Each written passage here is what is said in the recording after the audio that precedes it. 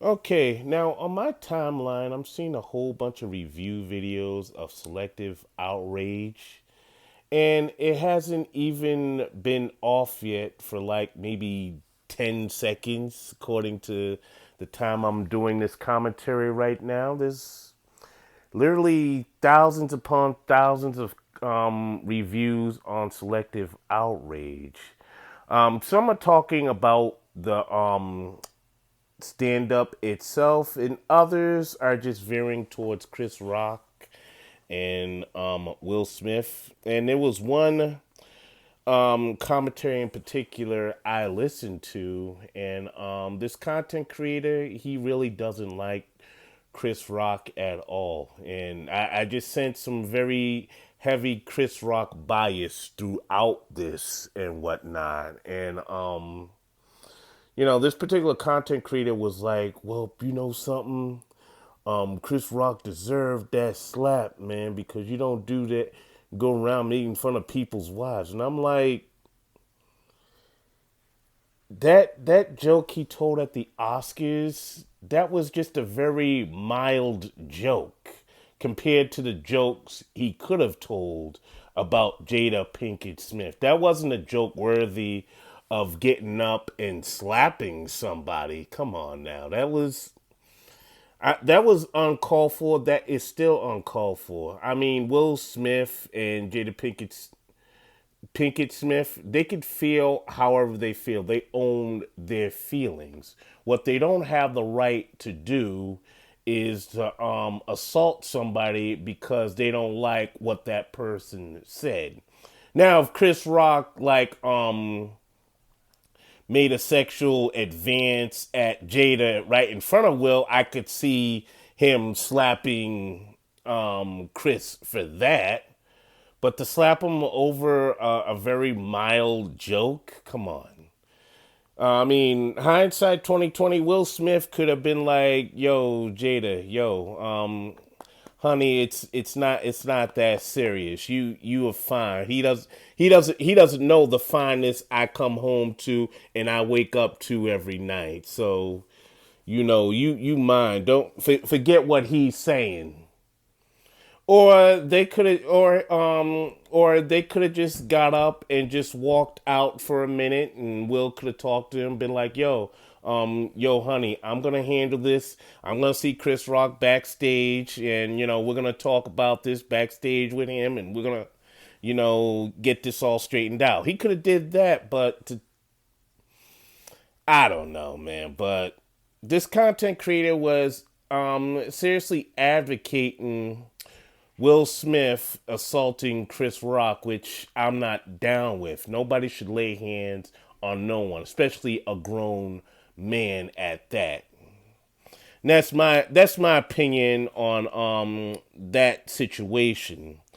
But getting to the review, the Netflix review of Selective Outrage, I liked it. It was very different.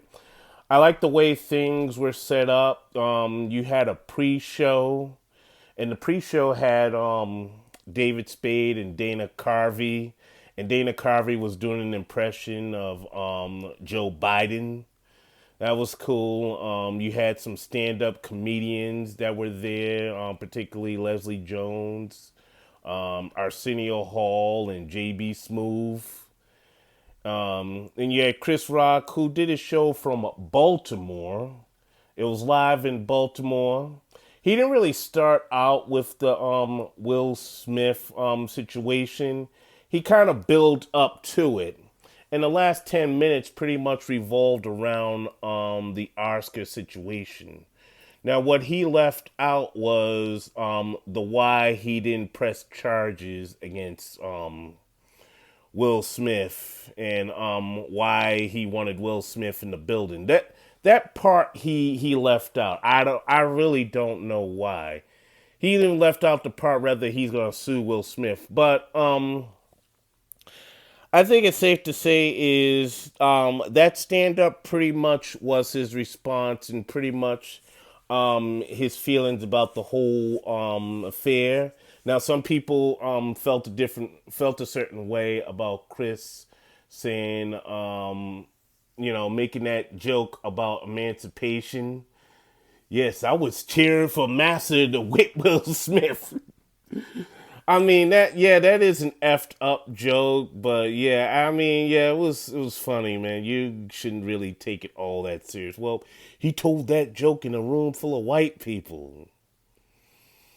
I mean, most comedians that happen to be of color and crossover, yeah, they tell all kinds of jokes in rooms full of people that may not look like them. That's the cost of having a diverse audience.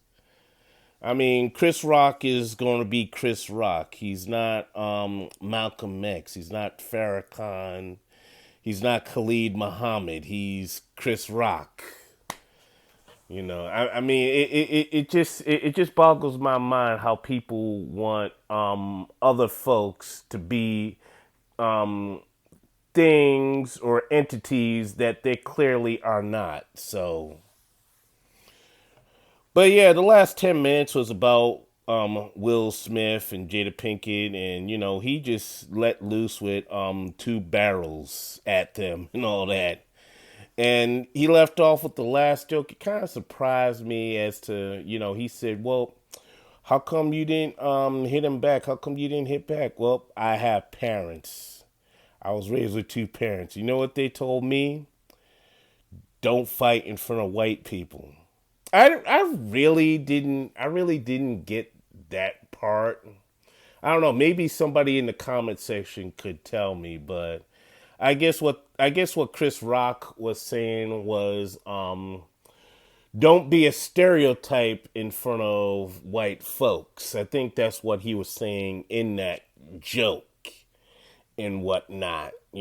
I mean, which begs the question, if this was to happen at the BET Awards or something of that nature, where it's a predominantly black audience, a predominantly black production, would he hit Will Smith back? I don't know.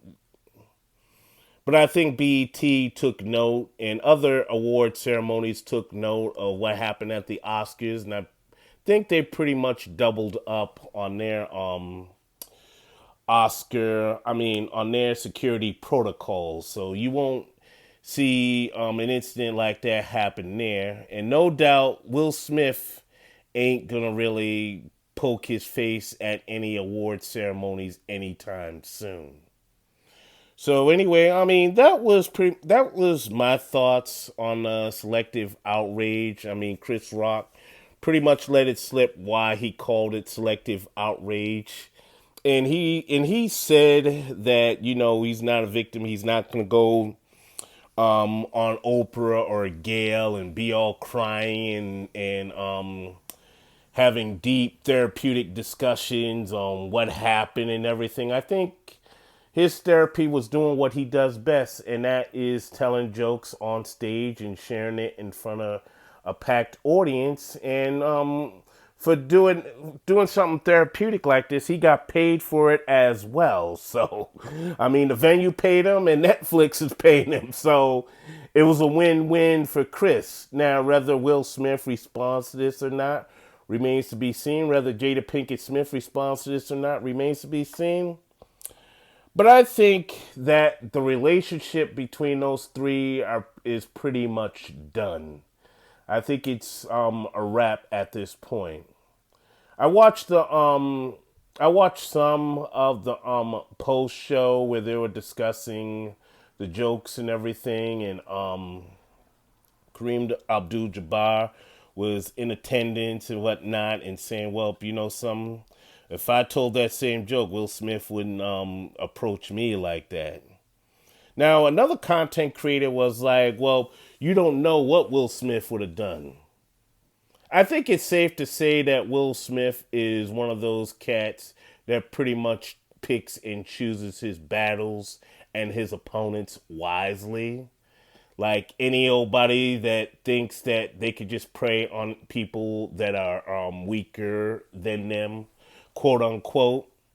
Because let's face it, Will Smith wouldn't step up to like The Rock, Jason Momoa, or John Cena if they told those same jokes. Not saying that they're comedians. He wouldn't step up to Mike Tyson. Who else? And I think, despite obvious people and their aesthetics, there's a whole line of comedians that that Will Smith wouldn't approach if they told that same joke.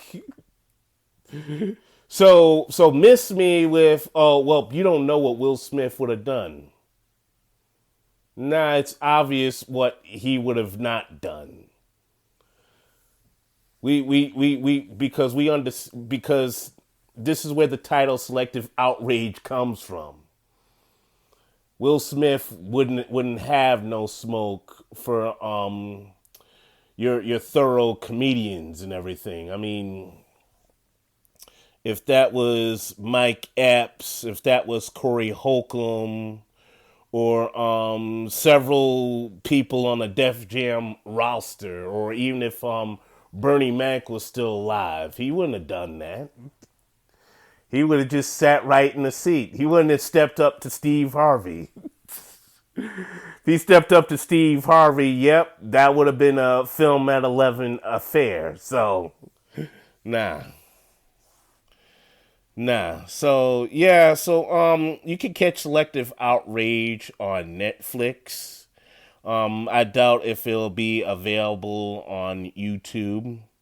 And I'm not sure what the availability is in other countries, but so far, Selective Outrage is on Netflix. If you didn't catch it live, you can watch the playback on Netflix.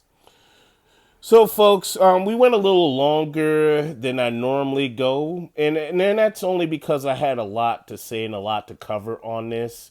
So, tell me what you think. Let me know in the comment box. This is Iron Will Media.